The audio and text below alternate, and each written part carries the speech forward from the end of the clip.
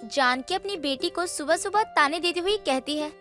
तुझे तो बस पड़े पड़े खाने को चाहिए और खाने के बाद सोने को।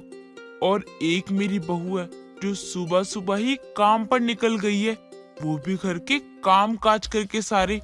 जैसी तेरी आदत होती जा रही है ना, उस हिसाब से तो तुझे कोई भी काम नहीं देगा। और तू जिस घर में जाएगी ना, वहाँ भी तुझे खाना पानी बैठकर नहीं मिलेगा। माँ, आपका रोज का है, और अगर जिस दिन आप मुझे ताने नहीं देती तो मेरे पेट में भी दर्द होने लगता है। आखिर माँ आज ठीक तो है, इसलिए अब आपके इस ताने की मुझे आदत हो चुकी है। क्या बात है, क्या बात है, बेशर्म कहीं की। तू तो अव्वल दर्जे की है और बता भी तो बेशर्मों की तरह ही रही है। माँ, खाने में क्या बनाकर गई है भाभी? जो भी बना है जरा निकाल दो, मुझे भूख बहुत तेज लगी है। सुबह मेरे खाने के समय पर ही आज आप ताने दे रही हैं। ये बाद में भी चलेगा, अभी भूख लगी है। क्यों, भगवान ने तुझे पैर हाथ नहीं दिए? उठकर किचन में जा और अपनी शक्ल दिखा दे, वरना तो किचन के बर्तन, गैस चूल्हा और भी किचन का सारा सामान तुझे देखकर कहेगा, लगता है आज जानकी के घर में मेहमान आए हुए हैं। ठीक है, खुद ही ले लेती हूँ। लेकिन अब आप खाना खाने तक मुझे कुछ मत बोलना, क्योंकि मुझे बहुत तेज भूख लगी है।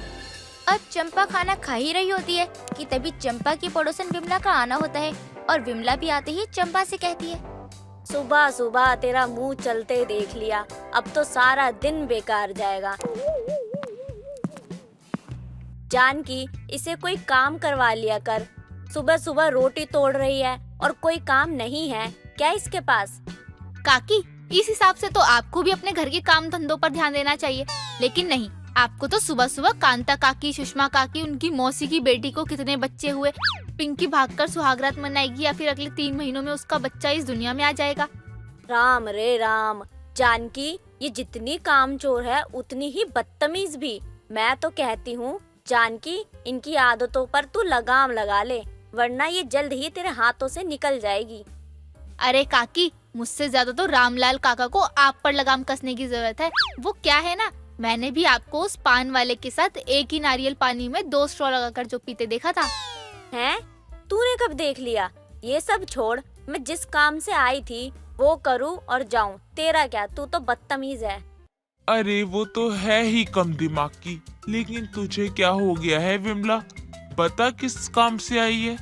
अरे पिंकी के बारे में बताने आई थी। वो सच में 3 महीने की पेट से है। बताओ, सब कुछ पहले से ही तैयार था, तभी तो उस छपरी के साथ भाग गई। देखा, मैंने कहा था ना कि आप नहीं सुधरने वाली। इतना कहकर चंपा वहाँ से चली जाती है और देर शाम रूपा ऑफिस से आती है और वो बहुत थकी होती है। अरे भाभी, लगता है आज आप कुछ ज्यादा ही थक गई हैं। थोड़ी देर आराम कर लीजिए, उसके बाद आपको ही तो खाना पीना बनाना है। हाँ, आज तो थक गई मैं भी बहुत। ननन जी, एक गिलास पानी मिलेगा क्या? उसके बाद घर के काम में लगती हूँ मैं। नाना भाभी, आलस बिल्कुल भी नहीं। जब भी आप किचन में जाना पानी पी लेना। अभी आप पंखे के नीचे आराम से बैठिए। अरे ननन जी, कभी तो आप मुझे भी पानी पिला दीजिए। हाँ, क्यों नहीं, आज तो मैं पानी पिलाने को पानी पिला दूंगी, लेकिन कल को आप मुझसे एक और बार पानी मांगोगी और उसके बाद ये आपकी आदत बन जाएगी। ये सब जानकी हॉल में बैठी सुन रही होती है। अब वो अपनी बहू के लिए गिलास में पानी लेकर आती है और जहाँ चंपा और रूपा बैठी होती हैं, जानकी अपने हाथों से पानी का गिलास लिया आगे बढ़ती है। लेकिन रूपा जैसे ही पानी का गिलास लेने के लिए हाथ बढ़ाती है, उससे पहले ही चंपा पानी का गिलास लेकर पानी पी जाती है। माँ, बहुत प्यास लगी थी, अच्छा हुआ जो आप मेरे लिए पानी लेकर आ गई। तुझसे खुद के लिए भी नहीं उठा जाता, ये पानी में बहू के लिए लेकर आई थी, और तुझे तो शर्म है नहीं? रुक बहू, मैं तेरे लिए और पानी लेकर आती हूँ। नहीं नहीं माँ जी, मैं अब खाना ही बनाने जा रही हूँ, किचन में ही जाकर पी लूंगी, आप परेशान मत होइए। जानकी अपनी बेटी की हरकतों से काफी परेशान थी।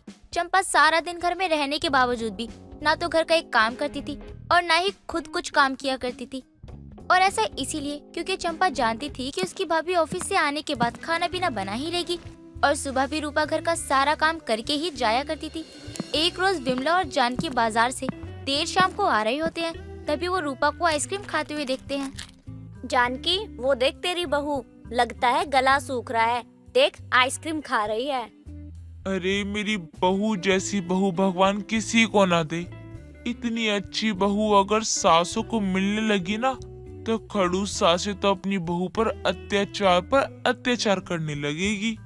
अच्छा ऐसा है क्या? मुझे लगा तू भी ना जाने क्या कह रही है। अरे विमला काकी, माँ जी आप आइसक्रीम खाएंगी? नहीं नहीं बहू, मेरा तो गला ही खराब हो जाता है इसे खाकर। क्या ही खाऊं, और जानकी भी मेरे बिना कुछ नहीं खाती। ऐसा कब हुआ? तू चुप कर। बहू, एक आइसक्रीम मेरे लिए भी ले ले। विमला तो खाएगी नहीं, इसलिए आज तेरी छुट्टी जल्दी हो गई। हाँ वह जल्दी छुट्टी हो गई। वो क्या है ना, आज उतना काम नहीं था तो जल्दी छुट्टी हो गई। अरे बहन जी, आप कितनी बड़ी झूठी हो। बल्कि मैं तो सुबह से आपको पार्क में देख रहा था, आप आराम से बैठी हुई थी। जी आप क्या कह रहे हैं? मैं तो अभी आई हूँ, आपने किसी और को देखा होगा। माँ जी चलिए यहाँ से, विमला काकी चलिए। इतना कहने के बाद ही रूपा आगे आगे चलने लगती है, लेकिन जानकी को उस आइसक्रीम वाले की बात अजीब लगती है और वो अपनी बहू को बहाने से घर भेज देती है। देख, आइसक्रीम वाला सच कह रहा होगा, तेरी बहू तो गई। चल अब उससे पूछते हैं।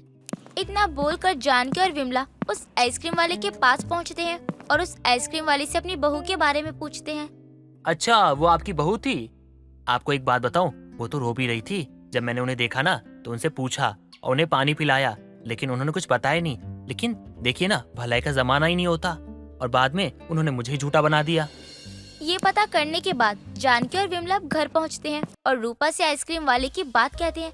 रूपा भी अब सच का पता चलने के बाद रोते हुए अपनी सास को गले लगा लेती है और उससे कहती है, माँ जी मैं तो ननन जी की जगह नौकरी कर रही हूँ। इतने सारे लोग में कौन कौन है किसी को नहीं पता चलता, लेकिन आज जब सबके सामने नाम पुकारा जा रहा था तो मैं भूल गई कि मैं रूपा के नाम से नहीं बल्कि चंपा के नाम से यहाँ जानी जाती हूँ। और उन्होंने मुझे फेक आईडी पर काम करने की वजह से ऑफिस से धक्के मारकर निकाल दिया। ये सुनकर जानकी अपनी बहू को पानी लाकर देती है और चुप कराती है और सोफे पर बैठाकर अपनी बेटी चंपा से कहती है, तू कितनी बेशर्म है, तेरी इस बेशर्मी की लिमिट है। देख, तेरे लिए ये बेचारी मरती है और तू अपनी भाभी के होने का फायदा उठा रही है। सुन भी रही है तू?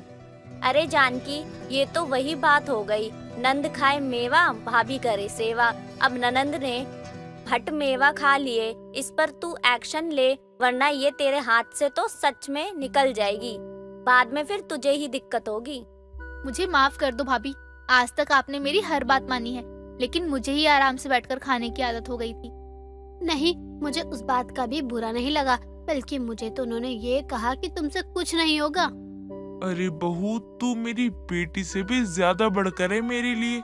चल अब चुप हो जा। और चंपा, तू आज से रूपा से भी ज्यादा तू घर का काम करेगी। बहुत तोड़ ली तूने मुफ्त की रोटियां। जैसा आप कहे माँ, लेकिन भाभी को मेरी वजह से आज रोना पड़ रहा है। देर से ही सही, लेकिन चंपा को अपने किए का पछतावा होता है, लेकिन चंपा को इसी पछतावे के साथ अक्ल भी आ जाती है। कुसुम हॉल में बैठी हुई सुबह से देख रही थी कि उसकी बड़ी बहू काजल घर के कामों में लगी थी। वहीं उसकी दूसरी बहू किरण 2 से 3 घंटे में ही 2 बार खाना खा चुकी थी। सुबह से देख रही हूँ, किरण ने घर का एक काम भी नहीं किया है और बेचारी काजल घर के कामों में लगी हुई है। माँ जी, आपने खाना खा लिया क्या? मुझे तो भूख ही बर्दाश्त नहीं हुई, तो मैंने सोचा खा लेती हूँ, फिर काम करूँगी। कोई नहीं किरण, खाना खाकर किचन में 2-4 बर्तन होंगे, वो धो लेना, तब तक मैं पोंछा लगा देती हूँ। इतना बोलकर काजल अपने कामों में लग जाती है और किरण अब खाना खाने के बाद अपने बर्तन भी किचन में रखकर जाकर अपने कमरे में सो जाती है। और इधर काजल जब किचन में आती है तो वो बर्तन देखकर उन्हें धोने में लग जाती है। और ये देखकर कुसुम अपनी बड़ी बहू काजल से कहती है, बहू, दोपहर के 3 बज गए हैं, जाकर खाना ले ले तू। अब तक काम में लगी हुई है और वो है कि जो सो रही है 2-2 बार पेट पूजा करके। माँ जी, कोई बात नहीं, जब किरण पर जिम्मेदारी आएगी तो वो भी बिना खाए पिए काम करेगी, तभी तो उसे भूखे रहकर काम करने की आदत नहीं होगी ना। काजल तो अपनी देवरानी को समझती थी, लेकिन कुसुम को ये सब अच्छा नहीं लग रहा था, क्योंकि उसकी एक बहू पूरे घर के काम में लगी रहती, वहीं दूसरी बहू पूरे दिन खाती और सोती और काम बढ़ा रही थी। ये लो, अभी उठी है और अभी ही भूख लग गई, और मुझे तो ये लग रहा है कि ये अभी भी ठीक से उठी नहीं है, शायद भूख लगी है तो नींद में चलकर आई खाने। माँ जी, भूख लग गई होगी इसे भी, काफी समय से सोई हुई थी। देख बड़ी बहू, कल को अगर तूने इसे ऐसे ही नजरअंदाज किया तो ये तेरे सर पर चढ़कर नाचेगी। कितना काम करती है तू, कल से इसे भी उठाना, काम ये भी करेगी। माँ जी, जितने समय में मैं घर का सारा काम कर लेती हूँ, उतने समय में तो घर के किसी एक काम में अटकी रहती है ये। बहू देख ले, ये सब मैं तेरे भले के लिए कह रही हूँ, बाकी तुझे जो ठीक लगे। ठीक है माँ जी, आप कहती हैं तो मैं किरण को आज शाम के खाने के लिए कहती हूँ। अब देर शाम किरण को उसकी जेठानी काजल काम के लिए कहती है। किरण, रात का खाना तू बना ले, मुझे थोड़ी मार्केट जाना है। नहीं नहीं दीदी, मेरे पेट में ना बहुत दर्द है, उससे तो काम ही नहीं हो पाएगा।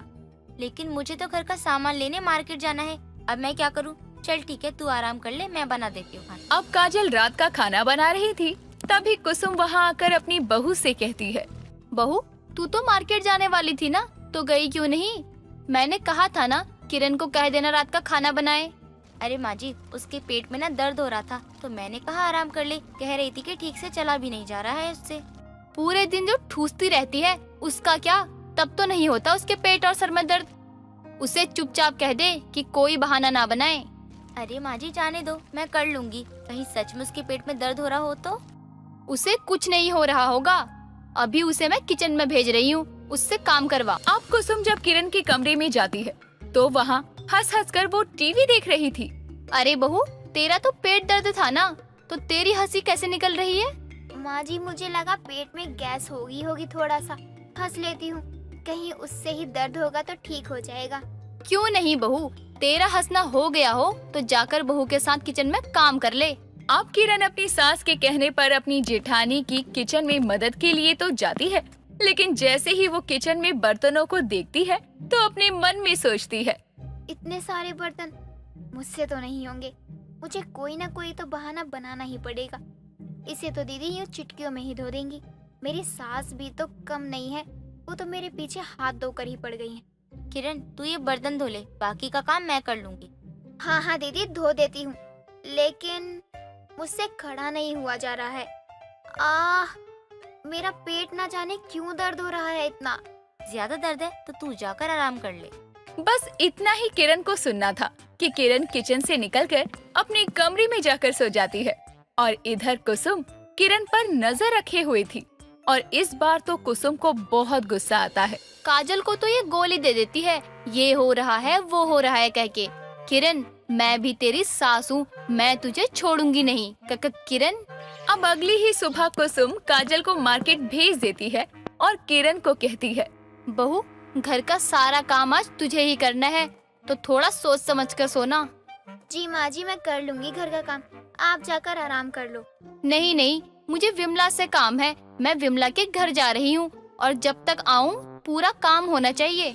अब कुसुम के जाने के बाद ही किरण को भूख लगने लगती है और वो काम करने से पहले खाना खा लेती है और खाने के बाद उसके अंदर आलस भर जाता है। माँ जी तो थोड़ी देर में आएंगी, ऐसा करती हूँ 20 मिनट ही आंखें बंद कर लेती हूँ, उसके बाद जल्दी जल्दी काम निपटा लूंगी। इतना सोचने के साथ ही किरण हॉल में ही सोफे पर बिना कुछ किए सो जाती है और अब विमला के साथ कुसुम घर आती है। अरे कुसुम, देख तो कैसे तेरा घर फैला पड़ा है। तेरी दोनों बहुएं कहाँ हैं? अरे, एक को काम पर लगा कर गई थी, लगता है खा पी कर सो गई। बताओ कुसुम, इतना समय हो रहा है लेकिन तेरी बेशरम बहुएं सोई पड़ी हुई है, वो भी अब तक। मैं तो इससे परेशान हो गई हूँ, आज मुझे इसे सबक सिखाना ही होगा, वरना ये तो मेरे सर पर बैठकर नाचेगी। इतना बोलकर कुसुम अपनी छोटी बहू किरण पर पानी डाल देती है और किरण भी हड़बड़ाहट के साथ उठती है। कौन है? कौन है? माँ जी, आप इतनी जल्दी आ गई? आज तो तूने हद ही कर दी, मैं तुझे हर बात पर छोड़ देती थी, लेकिन आज मैं तुझे सबक सिखा कर ही रहूंगी। अरे कुसुम, जाने देना, समझा दे, समझ जाएगी। अभी नहीं है ना तो थोड़ी नादानियाँ कर बैठती होगी। नहीं विमला नहीं, आज तो मैं इसका खाना पीना बंद कर दूंगी। अब ये भूखी प्यासी कैसे सोती है, बहुत आलस हो गया ना इस पे। माँ जी, मैं अभी काम कर देती हूँ, मुझे पता नहीं खाने के बाद मुझे कैसे नींद आ जाती है। अच्छा किया तू सो गई, वरना मैं तुझे सबक कैसे सिखाती। अब कुसुम किचन में ताला लगाकर विमला के साथ घूमने के लिए निकल जाती है और इधर किरण घर के कामों में लगी होती है। तभी उसे प्यास लगती है, लेकिन फ्रिज को भी कुसुम लॉक करके गई थी।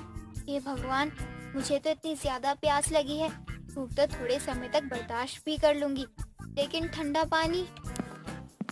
क्या बात है, बड़ी जल्दी जल्दी हो गया तेरा काम। भूख प्यास तो नहीं लगी तुझे? माँ जी, प्यास लगी है बहुत तेज, लेकिन भूख भी, पर पानी पीना है पहले। कोई बात नहीं बहू, जब लगे कि तू अब पानी और खाने के बिना चक्कर खाकर गिर जाएगी, तब मैं तेरे बारे में सोचूंगी। नहीं नहीं माँ जी, मुझे माफ कर दो, मुझे सबक मिल गया। सास बहू की ये बातें हो रही थी कि तभी काजल का मार्केट से आना होता है। दीदी आ गई। दीदी, माँ जी मुझे पानी नहीं दे रही, पानी तो छोड़ो खाना तक नहीं दे रही है। अरे माँ जी, आप किरण को पानी क्यों नहीं दे रही हो? खाना भी नहीं पूछ रही हो? बहू तुझे पता भी है, इसे मैं घर का काम देकर गई थी और जब मैं लौट कर आई तो ये सोई हुई थी घर का काम छोड़कर। माँ जी, पानी तो दे दीजिए इसको, अब इसको सबक मिल गया है, मुझे भी मिल चुका है, तभी तो मैं काम करती रहती हूँ। माँ जी, मुझसे भी अब गलती नहीं होगी, बिना खाए पिए काम करूँगी, और जब तक काम ना हो जाए तब तक मैं सोने की सोचूंगी भी नहीं। कुसुम के इस सबक के बाद वाकई किरण में सुधार आता है और वो काम से पहले ना तो खाने की सोचती और ना ही सोने की, और काजल भी इससे बहुत खुश होती है। जनकपुरी नामक गांव में एक जानकी नाम की औरत थी जो कि बहुत गरीब थी। उसका पति अपाहिज था और उसकी एक छोटी सी बच्ची थी जिसका नाम कोमल था। जानकी के पास ऐसा कुछ भी काम नहीं था जिसे करके वो अपने परिवार का पालन पोषण कर सके। वो हर रोज किसी ना किसी के घर जाकर काम मांगा करती और काम मिलने पर उस काम को करके अपने परिवार का पेट भरा करती। ऐसे ही एक दिन जब जानकी शाम के समय काम से लौटकर घर आती है तो उसका पति अरुण बोलता है, जानकी, बहुत थक गई हो ना? तुम्हारी किस्मत कितनी खराब है, तुम्हें मेरे जैसा पति मिला। अगर तुम चाहती तो किसी दूसरे के साथ अपना नया जीवन बिता सकती थी, लेकिन तुम अभी तक मेरी सेवा कर रही हो। दोबारा ऐसी बात मत करना। किस्मत मेरी चाहे जैसी भी हो, लेकिन मुझे इतना प्यार करने वाला पति मिला है जिसके लिए पूरी दुनिया निछावर कर दूं मैं। कोमल बेटा, तुम्हारी माँ अभी काम करके थक कर आई है, माँ को तंग मत करो। रहने दीजिए, छोटी बच्ची है, इसे क्या पता थकावट क्या होती है। वैसे भी पूरे दिन की थकावट के बाद अपनी बच्ची का चेहरा देखना और उसे प्यार करना कितना सुकून देता है। ठीक है, जैसी तुम्हारी मर्जी। और बताओ, आज कोई काम मिला तुम्हें? नहीं, कोई काम नहीं मिला मुझे। आज पूरा दिन मैंने सभी के घर जा जाकर काम मांगा, लेकिन किसी के घर पर कोई काम नहीं था। मैं कल ही निकल जाऊंगी सुबह सुबह। मैंने सुना है गांव के बाहर कोई दुकानदार है जिसे काम वाली की जरूरत है। आप क्या कहते हो, मुझे जाना चाहिए? मेरा बोलना जरूरी नहीं है, जैसा तुम चाहती हो वैसा करो, लेकिन मैं इतना कहूँगा, अगर काम लगातार हो तो कर लेना, ताकि तुम्हें रोज काम ढूंढने की जरूरत ना पड़े। हाँ, मैं भी यही चाहती हूँ, ताकि मेरा काम हर रोज हो और मेरी बच्ची को ऐसे किसी और के घर के सामने मांग कर खाने की जरूरत ना पड़े। दोनों पति पत्नी अपनी दुख सुख की बातें करते हैं और बिना कुछ खाए खाली पेट ही सो जाते हैं। सूरज की नई किरण के साथ जानकी भी अपने नए दिन की शुरुआत करती है। मंदिर जाकर और पंडित जी का आशीर्वाद लेकर अपने काम के लिए दूसरे गांव जाती है, जहां उसे एक बर्गर वाला मिलता है जिसे वो बोलती है, नमस्ते मालिक, मैंने सुना है आपको किसी नौकरानी की जरूरत है, क्या ये बात सच है? हाँ, मुझे एक काम वाली तो चाहिए। क्या आप काम के बारे में पूछने के लिए आई हो? जी मालिक, क्या वो काम मुझे मिल सकता है? मुझे बहुत जरूरत है इस काम की। अगर मुझे ये काम मिल जाता है तो मेरे घर परिवार को कम से कम एक वक्त का खाना मिल जाएगा। अरे जरूर, अगर आपको काम की जरूरत है तो मुझे भी तो काम वाली की जरूरत है। ऐसा कीजिए, आप कल से ही ना काम पे आ जाइए। मालिक, कल से क्यों? मैं चाहती हूँ मैं आज से ही आपकी दुकान में काम शुरू कर दूं, अगर आप चाहे तो। अरे वाह, नेकी और पूछ पूछ। अगर आप आज से ही काम करना चाहती हो तो ये तो बहुत अच्छी बात है। मेरे लिए तो ये और अच्छा होगा। आइए, मैं आपको काम बता दूं कि क्या क्या काम करना है मेरी दुकान में। मालिक, आपका बहुत बहुत धन्यवाद। आप मेरे लिए किसी भगवान से कम नहीं हैं। आज मैंने भगवान से ये काम मांगा था और आपने दे भी दिया। जानकी खुशी से फूले नहीं समा रही थी। उसकी खुशी का कोई ठिकाना नहीं था। बर्गर वाला जानकी को धीरे धीरे सारे कामों की जानकारी देता है और जानकी हाँ में सर हिलाती है और काम करते करते कई दिन गुजर जाते हैं। ऐसे ही एक दिन जानकी दुकान का सारा काम खत्म करके बर्गर खाने वाली होती है। तभी वहाँ एक बूढ़ा भिखारी आता है और जानकी से कहता है। माई, कुछ खाने को दे दो, कई दिनों से भूखा हूँ, इस भूखे को कुछ खिला दो। बाबा, आपको ऐसे हाथ फैलाने की जरूरत नहीं है। मुझे पता है भूख क्या होती है, इसलिए लीजिए, खा लीजिए। माई, ये तो तुम खा रही थी, तो तुम मुझे क्यों दे रही हो? तुम्हें भी तो भूख लगी होगी, और ये क्या दे रही हो मुझे खाने के लिए? बाबा, मेरे पास यही है खाने में, क्योंकि मुझे खाने में यही मिलता है। जो मेरे पास था वो मैंने आपको दे दिया। ठीक है माई, जैसा तुमने मुझे दिया खाने को, भगवान तुम्हें देगा और तुम कभी खाली पेट नहीं रहोगी। बाबा, आप यहाँ बैठकर आराम से खाओ, मैं काम कर लेती हूँ, मुझे कुछ काम है। बूढ़े बाबा को बिठाकर जानकी अपने कामों में लग जाती है। कुछ वक्त बाद जब बूढ़े बाबा बर्गर खाकर जाने लगते हैं, तभी जानकी को मालिक की दुकान में काम करता देखकर बूढ़े बाबा उसे बुलाकर उसके सर पर प्यार से आशीर्वाद भरा हाथ रखते हैं और कहते हैं, तुमने आज मुझे जो खिला के मेरी भूख को शांत किया है, तुम्हें आशीर्वाद देता हूँ मैं। तुम्हारा जीवन के लिए वो सबसे बड़ा तोहफा बन जाएगा। बाबा, मैं कुछ समझी नहीं, आप कहना क्या चाहते हैं? बेटा, मैंने तुम्हारी परीक्षा ली थी, जिसमें तुम सर्व रूप से सफल हुई। इस वजह से मैं तुम्हें वरदान देता हूँ। आज तुमने मुझे जो कुछ भी खिलाया है, कल से तुम जिस भी बर्तन में अपना हाथ रख दोगी और वस्तु का नाम लोगी, तो वो चीज तुम्हारे सामने आ जाएगी। अरे, ये बूढ़े बाबा कहाँ गए? अभी तो ये यहीं थे, फिर पलक झपकते ही कहाँ गायब हो गए? मालिक, क्या आपने उन बूढ़े बाबा को गायब होते हुए देखा? कौन बूढ़ा बाबा? अरे मैं कुछ समझा नहीं, वह किस बुढ़े की बात कर रही हो तुम? और ये लीजिए, ये बर्गर खा लीजिए, कब से ना यहीं रखा हुआ है। क्या बर्गर? मैंने तो ये बर्गर उस बाबा को दे दिया था, तो ये दोबारा यहाँ पर कैसे आया?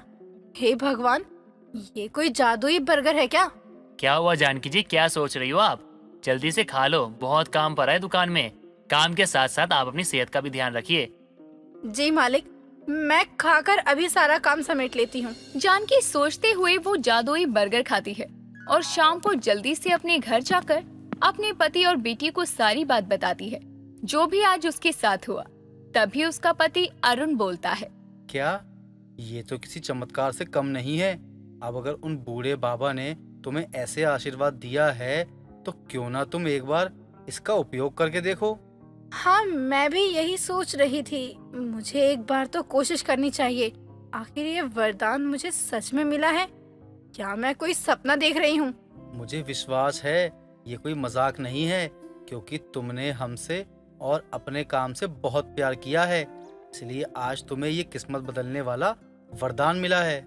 हाँ, मैं अभी एक बर्तन लेकर आती हूँ। और कोमल बेटा, आज मैं तुम्हें बर्गर भी खिलाऊंगी, और सच बताऊं तो वो बर्गर जादुई होगा। जादुई? वो क्या होता है माँ? मुझे भी जादू देखना है, कैसा होता है? रुको, मैं एक बर्तन लेकर आती हूँ, उसके बाद जादू होगा। जानकी अपनी रसोई घर से बर्तन लेकर आती है और सबके साथ बैठकर बर्तन पर हाथ रखते हुए बर्गर बोलती है। तभी वहाँ उस बर्तन में बर्गर आ जाते हैं, जिसे देखकर अरुण बोलता है, मैंने कहा था, मेरा विश्वास करो, ये सच होगा। देखा जानकी, अगर किस्मत अच्छी हो तो गरीब को भी जादुई बर्गर मिल ही जाता है। और अब ये वरदान तुम्हें मिला है, तो इसका सदा उपयोग करो। हाँ, मैं भी यही सोच रही हूँ कि क्यों ना मैं भी एक बर्गर की दुकान खोल लूँ, जिससे मुझे काफी मदद मिल जाएगी। हाँ करो, मैं तुम्हारे साथ हूँ और हमेशा रहूँगा। तो बताओ, कब से जादुई बर्गर की दुकान खोलनी है हमें?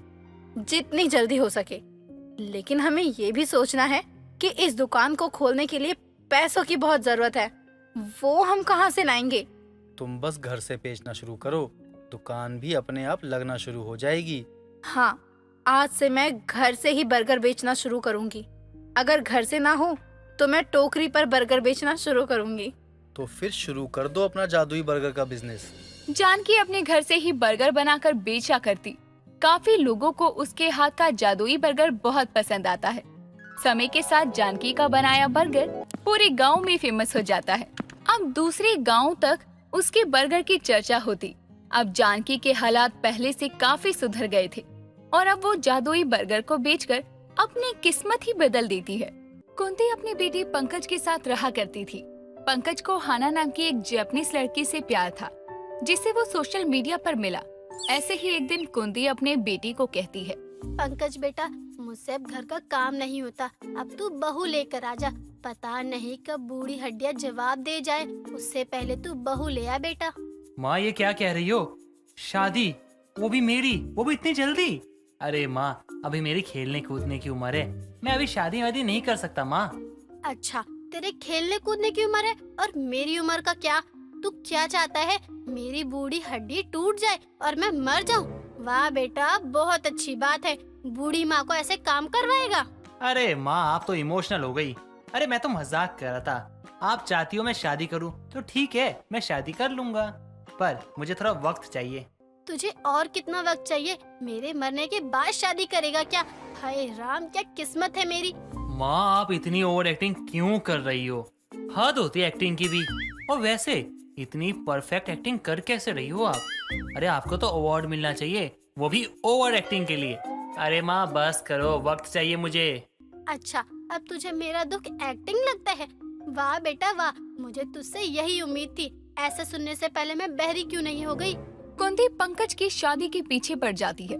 ऐसे ही कुछ दिन बीत जाते हैं और पंकज अपनी गर्लफ्रेंड हाना को अपने घर की प्रॉब्लम्स बताता है, जिसे सुनकर हाना जापान से इंडिया आ जाती है और पंकज से मिलती है।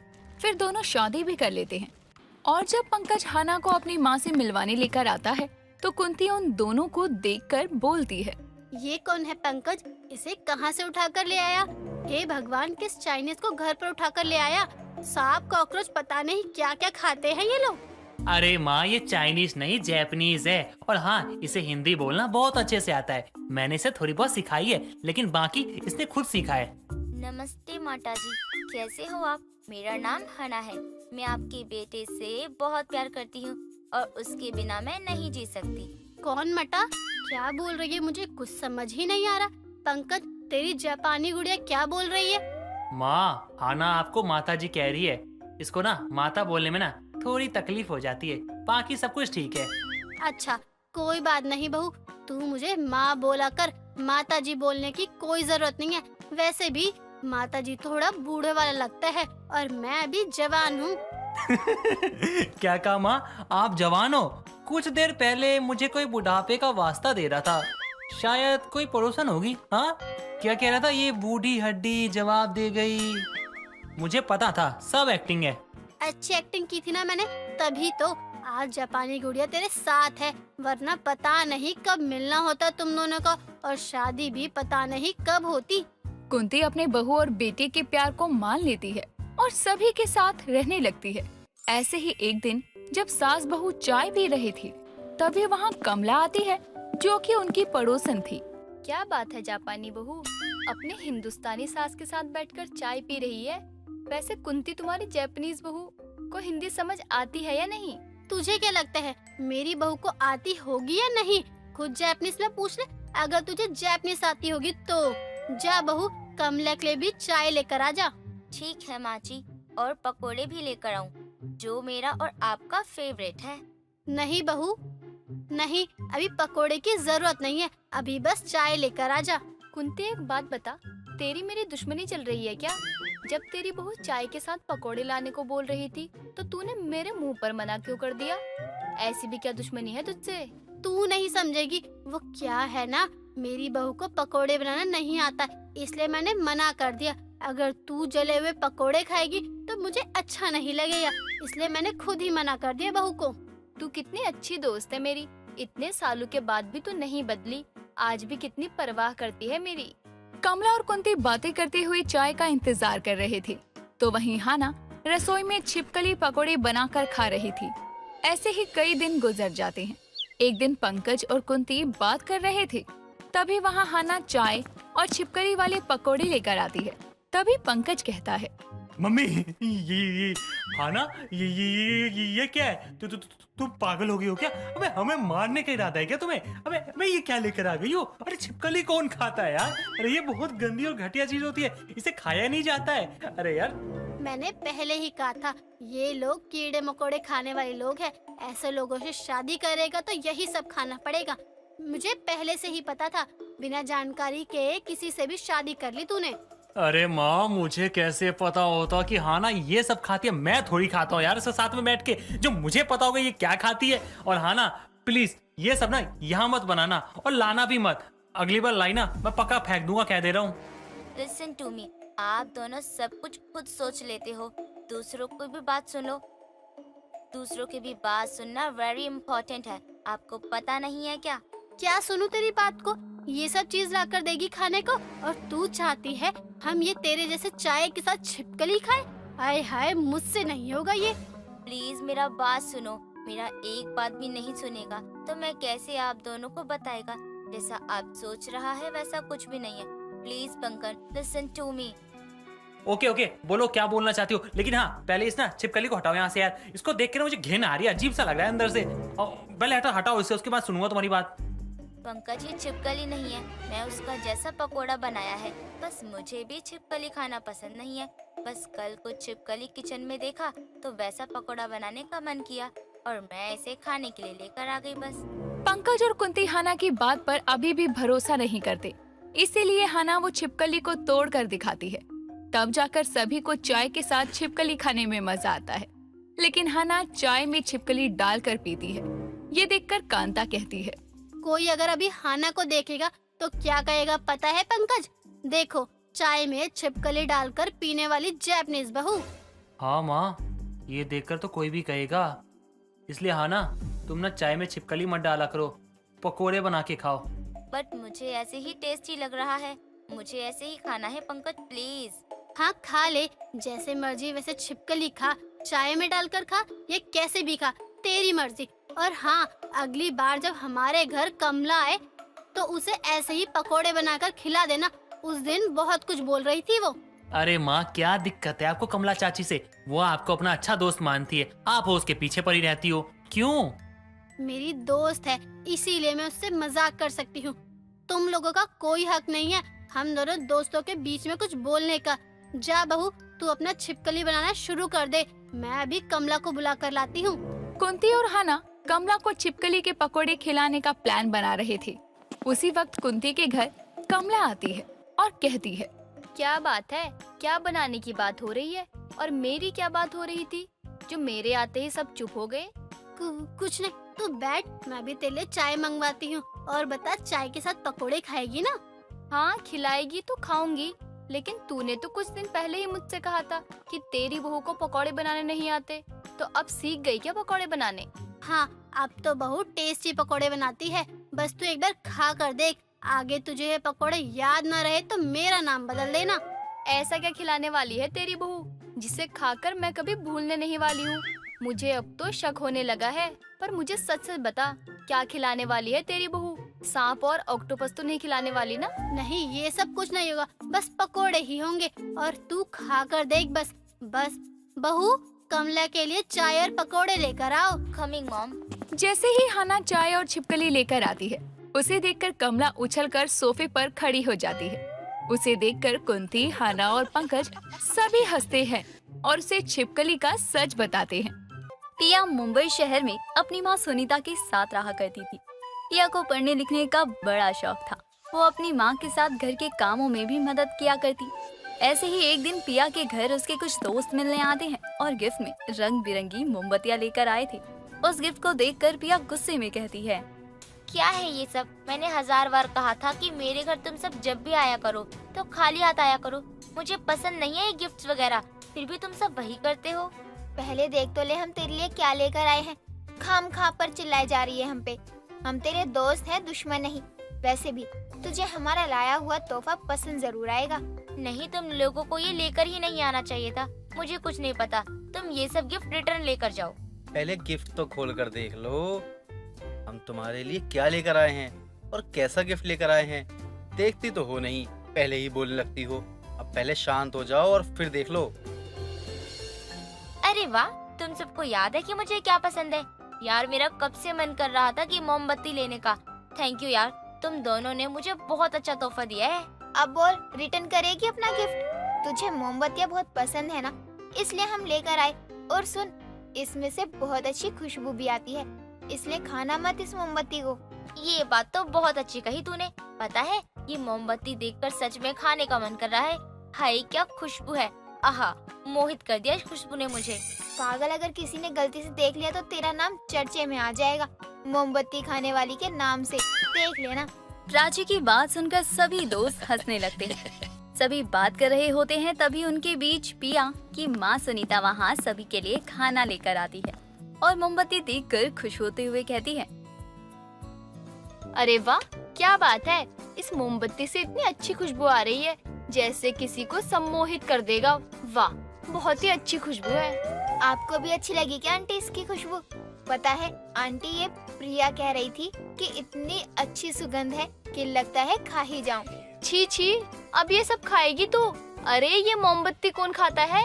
अरे माँ, मैंने तो सिर्फ बोला था, सच में थोड़ी ना खाने वाली हूँ। आपने कभी मुझे देखा है मोमबत्ती खाते हुए? जरा आप खुद भी सोच लीजिए, कहाँ आप इनकी बातों में आ रही हो। क्या पता तो सच में मोमबत्ती खाने लगे, इसलिए पहले ही सावधान कर देती हूँ। देख पिया, अगर मोमबत्ती खाएगी तो बीमार पड़ जाएगी, समझी? सुनीता अपनी बेटी पिया को समझाती है और उनसे बैठकर बातें करने लगती है।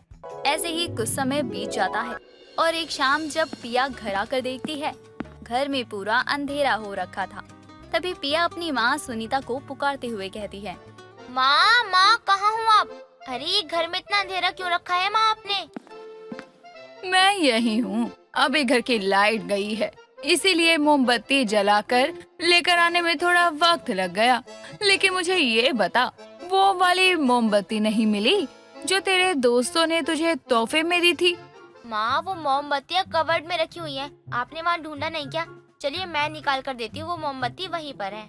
मैंने हर जगह देख लिया, लेकिन मुझे कहीं नहीं मिली, इसीलिए मैंने ये मोमबत्ती जला ली। पूरे घर में अंधेरा हो गया था। आप यहीं बैठिए, मैं ढूंढ कर ले आती हूँ मोमबत्ती। मैं भी देखती हूँ कैसे नहीं मिली आपको वो मोमबत्ती। अब रहने दे, कल देख लेना, ठीक है?